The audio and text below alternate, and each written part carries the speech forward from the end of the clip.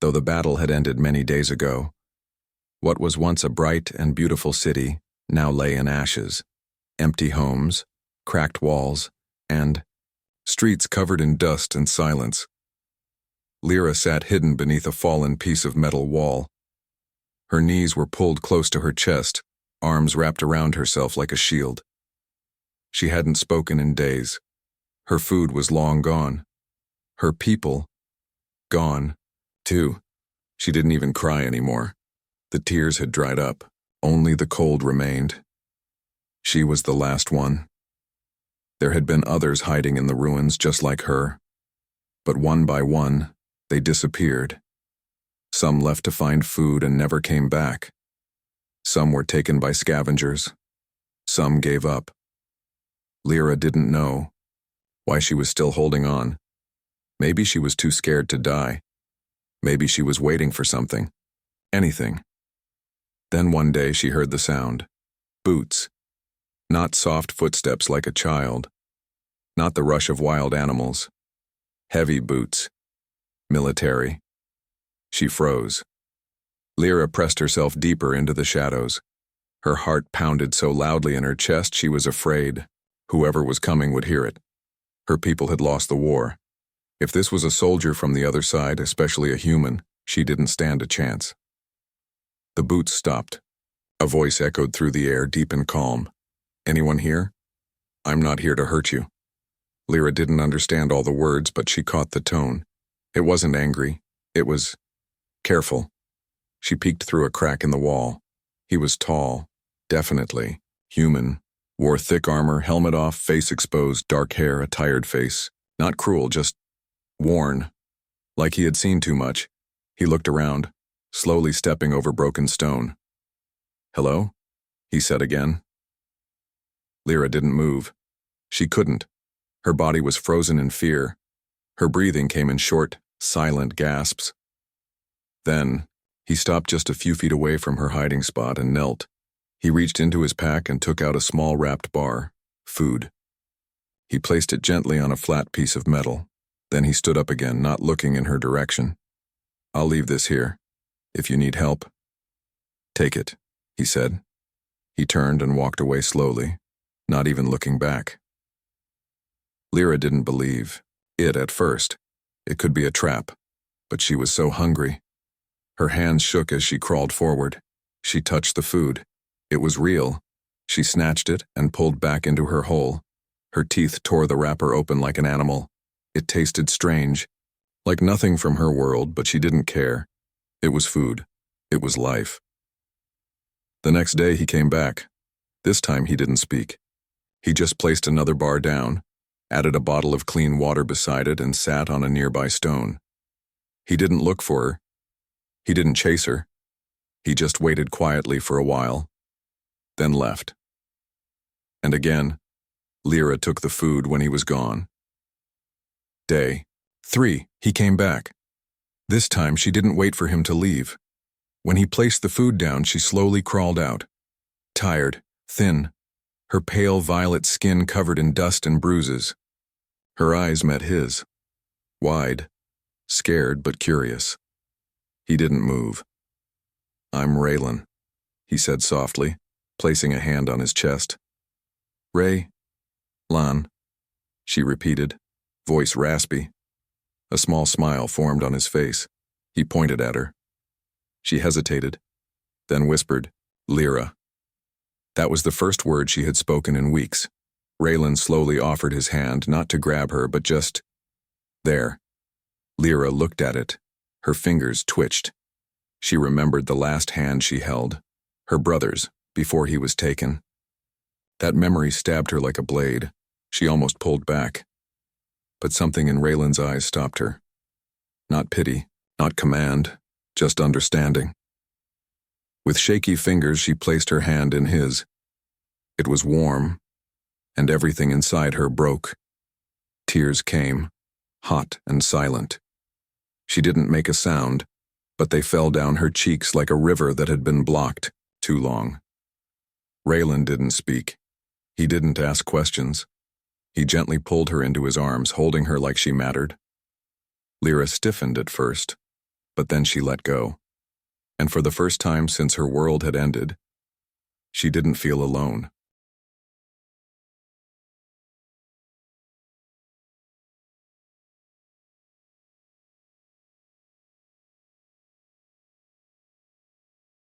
Her legs were weak, and every few steps she stumbled. He didn't rush her. He moved slowly, as if understanding that trust needed time, and so did healing. Outpost wasn't far. It was a small, half-broken bunker surrounded by a metal fence. 2 human soldiers stood at the gate, rifles in hand. They looked surprised when they saw him return with an alien. "What is this?" one of them asked sharply. Raylan raised a hand calmly. "She's not a threat. She's a survivor." The other soldier frowned. "She's one of them." "She's alone," Raylan said firmly. "Just let us pass." They hesitated but stepped aside. Lyra didn't understand the words, but she felt the cold stares, the judgment. She kept her head down as they entered. Inside, the bunker was simple. Steel walls, narrow beds, storage boxes, and a flickering light above.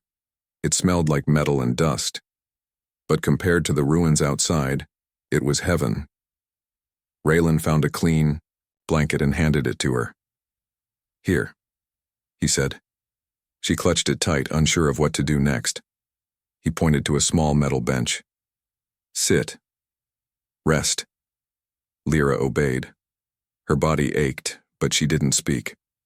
Her eyes followed him as he moved about. Setting water to boil, opening food packs, adjusting a heater. He didn't treat her like an enemy. He didn't treat her like anything less than a person. Later that evening, he sat across from her with 2 bowls of soup. She sniffed it carefully, then took a small sip. It was salty and strange, but warm. "Good?" Raylan asked with a hopeful smile. Lyra nodded slowly. They ate in silence. And though no words passed between them, something soft began to grow. A tiny thread of comfort. A bond that neither of them had expected. The next morning the others came. 2 officers. Serious faces. One of them, Captain Briggs, didn't even hide his dislike. "You brought an alien into our camp?" he snapped. "She's a civilian," Raylan replied calmly. "She was alone, starving. She's still one of them. The war isn't over." Raylan stood tall. "The war destroyed her home, her people. I'm not turning my back on someone who needs help." Captain Briggs crossed his arms. "Command won't like this." "Let them say it to my face," Raylan said. Briggs glared but didn't push further. He turned and left. Lyra watched the exchange with wide eyes. She didn't understand every word, but she saw the anger, the tension, the way Raylan had stood in front of her like a shield. He looked at her after the officers left and tried to smile. "It's okay. You're safe here," she whispered. "Safe?" He nodded. "Yes, safe." She repeated the word under her breath, like a secret gift. Safe. Over the next few days, Raylan helped her adjust. He taught her simple words. Food. Water. Friend. She learned slowly, sometimes laughing at her mistakes, sometimes frustrated when she forgot. He brought her clean clothes, a human jumpsuit too big for her, but warm and soft. She helped clean the small bunker, swept the floor, folded the blankets. It made her feel useful, like she belonged somewhere again. But not everyone was kind. One soldier muttered, "What's she even doing here?" Another sneered, "Bet she's spying." Raylan heard all of it, but he ignored the noise. Instead, he focused on Lyra, showing her care, not fear. One night, a storm rolled across the sky. The wind howled, rain slammed against the walls. The lights flickered. Lyra couldn't sleep. She sat up on her bed, knees pulled to her chest, hands trembling. The sound of thunder brought memories back. The day her city burned, the last time she heard her father's voice, the screams, the silence afterward. She didn't notice when Raylan entered the room. He sat beside her, quietly. "You okay?" he asked gently. She shook her head, eyes full. of fear. Storm, like before. He understood. Without asking, he pulled the blanket around her shoulders. She leaned into him, just a little. He didn't speak. He just stayed there. After a while, she whispered, "Why?" Raylan turned to her. "Why what? Why help me?" He took a breath. "Because no one should be alone. Not in a world like this." She stared at him, eyes shining. She had heard many voices in her life, but his was the first that didn't want something from her. No demands, no fear, no hatred, only kindness. She whispered, "You, friend?" Raylan smiled softly. "Yes, friend." The next morning, something had changed. Lyra smiled when she woke up. Not a big smile, but a real one. She helped prepare breakfast. She offered to carry water from the storage tanks. The other soldiers noticed. One of them, a young woman named Ellie, even gave Lyra a soft nod. Slowly, bit by bit, the ice around her heart began to melt, and Raylan saw it. He saw the girl who had once lived a life before war. He didn't ask for her full story. He knew she would share it when she was ready. All he had to do was keep showing up. One evening, as the sun set beyond the burned horizon, Raylan and Lyra stood outside the bunker. The sky was red and gold, quiet and still. Lyra pointed at the sky.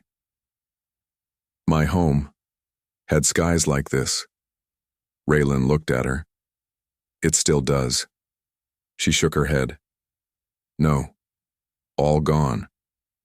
He placed a hand gently on her shoulder. "Then we'll build something new. Together."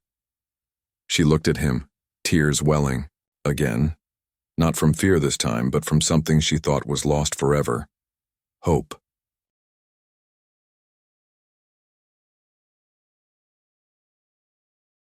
Watching Lyra water the small row of plants they had started near the fence. She had named each plant in her soft, native tongue, names he couldn't pronounce but loved hearing. Then the call came in on his wrist communicator. He answered it, frowning as the screen lit up with the emblem of the United Galactic Command. A woman in a black uniform with sharp eyes appeared on the screen. "Commander Raylan." He straightened. "Yes, ma'am." "We have reviewed your recent activity. It has come to our attention that you are harboring a non-human civilian from a restricted sector." Raylan didn't flinch. "Her name is Lyra. She's a refugee. She's no danger." "That is not your decision," the woman replied firmly. "You are ordered to report to Central Base and surrender the alien civilian into custody immediately." He felt his jaw tighten. "And if I refuse? Then you will be removed from command and court-martialed for disobedience. You have 48 hours. The screen went dark. Raylan stood still, the weight of those words heavy on his shoulders. Later that evening, he sat with Lyra inside the bunker. She noticed his silence. He hadn't smiled all day. She finally asked, "Something wrong?" He looked at her. Her soft expression, the way she hugged her knees when she was nervous. "Yes," he said quietly. "They want to take you." Her eyes widened. "Why?" "They think you're a threat, because you're not human." Lyra didn't speak. She just stared at the floor, lips trembling. "I won't let them," Raylan added quickly. "I'll protect you. But your people, you lose everything," she said slowly. Raylan took a deep breath. "I already lost too much in this war. I'm not going to lose you too." She looked away, tears forming in her eyes. That night, she didn't sleep. While Raylan rested in the next room, Lyra sat quietly by the window, watching the stars. In her heart, she knew she couldn't stay. He had already done so much. If he lost his career, his future because of her, she would never forgive herself. Just before sunrise, she left. She took nothing, just the clothes on her back. She walked silently through the fence and into the ruined forest beyond. Her steps were slow but steady. She thought she was doing the right thing, but Raylan noticed her missing the moment he woke up. Her bed was cold, her blanket folded, and her little garden? A single flower had been picked and placed gently on his breakfast plate. He cursed under his breath, grabbed his jacket, and rushed out of the bunker. "Lyra!" he shouted into the trees. "Lyra!" Hours passed as he searched the woods, calling her name again and again. His boots crushed dead leaves. His heart raced. Then he saw something. Footprints, small, light, fresh. He followed them deeper into the forest, through a narrow path of broken roots and twisted vines. Then he heard a sound.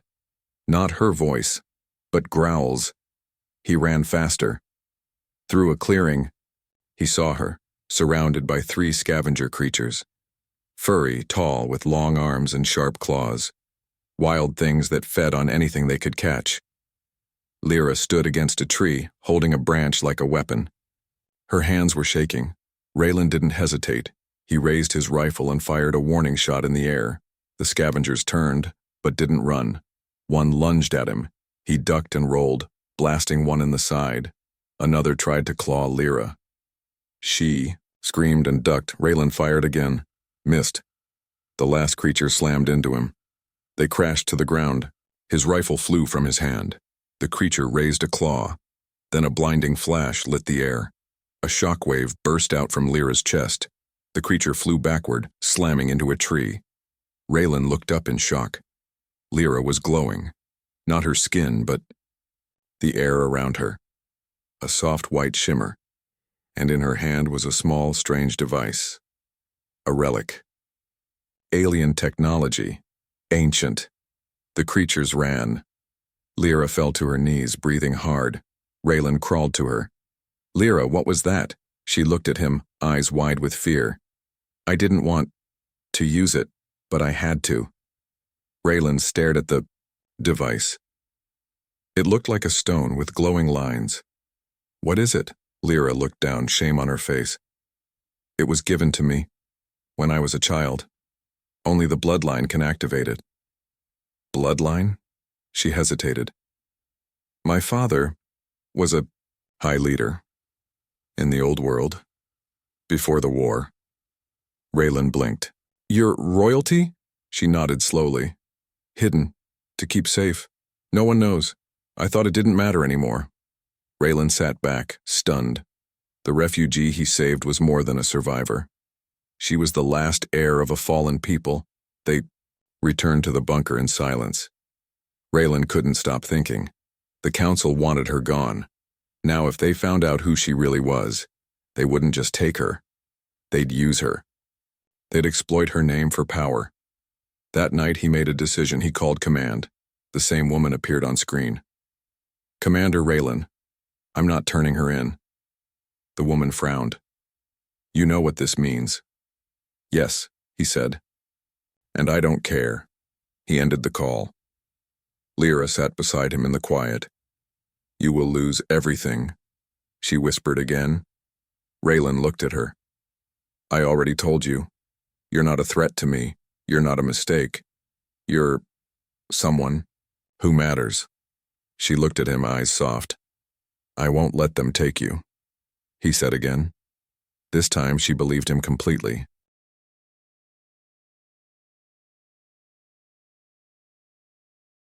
Metal bench, hands folded tightly in her lap. Raylan stood nearby, watching her closely but giving her space. She had stayed silent since the last night's revelation, her true identity, her royal bloodline, and the power she had never asked for. Finally, she looked up at him. Her eyes were tired but determined. "You want to know?" she said softly. Raylan nodded. "I do.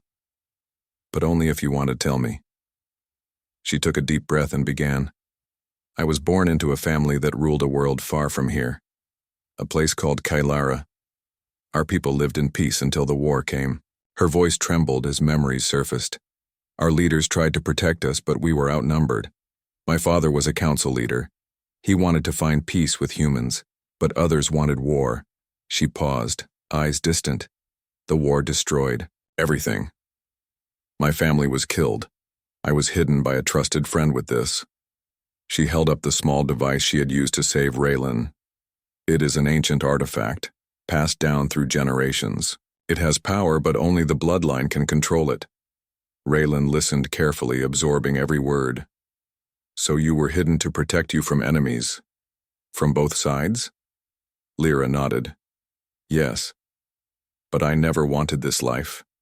I wanted to live simply, to be free from politics and fear. Raylan sat beside her. You don't have to carry that alone anymore. She looked at him with a faint smile. But now, the council knows. They will come for me. The next day, Raylan gathered the soldiers who had shown kindness toward Lyra. Have a problem, he said. Lyra is not just a survivor, she is a leader's daughter.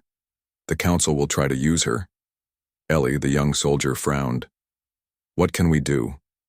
Raylan's eyes burned with determination. We protect her, not just because she's important, but because she's one of us now. Some soldiers nodded. Others were silent, but no one refused. News spread fast. The council's agents arrived, stern-faced and demanding. Captain Briggs returned, this time with official orders. You must hand over the alien civilian, he said coldly. Raylan stepped forward, voice steady. I'm sorry, Captain. I cannot. Briggs's eyes flashed with anger. This is insubordination. Raylan raised his hand, showing his rank. Then remove me. But she stays. The agents exchanged glances but did not act. Lyra stood quietly behind Raylan, feeling strength from his words.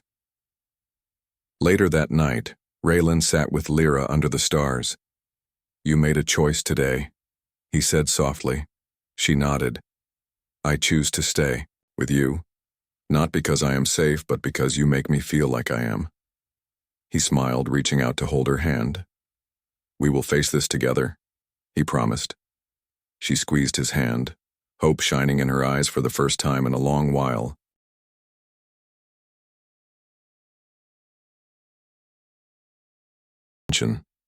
Soldiers moved quickly, whispering about the arrival of the Galactic Council's peacekeepers, stern faces, heavy orders, and no room for mercy. Raylan stood near the entrance, his gaze steady on the horizon. Beside him, Lyra adjusted the worn jumpsuit that had become her uniform. Her violet skin still caught the light softly, and despite everything, there was a calm strength in her eyes. The peacekeepers arrived in sleek ships, landing with quiet power. Their leader, Commander Varys, stepped down, a tall figure with cold eyes that measured everyone like pieces on a chessboard. You have our orders, Varys said, voice sharp and commanding. Surrender the alien civilian or face consequences. Raylan stepped forward, voice clear and firm. I will not hand her over. A hush fell. The council officers looked at him as if he was a traitor. Varys narrowed his eyes. You are defying the United Galactic Command. This will not stand. Raylan lifted a communicator. To everyone listening, I'm Commander Raylan. I stand for something humanity has always believed in: hope, mercy, and courage. Lyra is not a prisoner. She is a survivor, and she belongs with us. He activated a broadcast channel, sending his message across the galaxy. In homes and ships across planets big and small, the message echoed. Voices rose in support.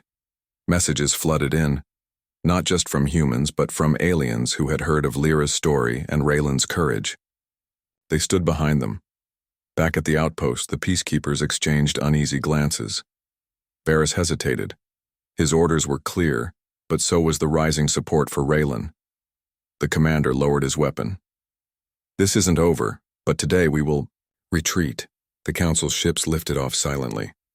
Raylan turned to Lyra, relief and pride in his eyes. You're safe. She smiled, a soft light in her expression. Because of you. Together, they walked through the recovering city. Ruins dotted with fresh green shoots, signs of new life. Soldiers and survivors worked side by side, rebuilding what war had taken. Lyra held Raylan's hand tightly.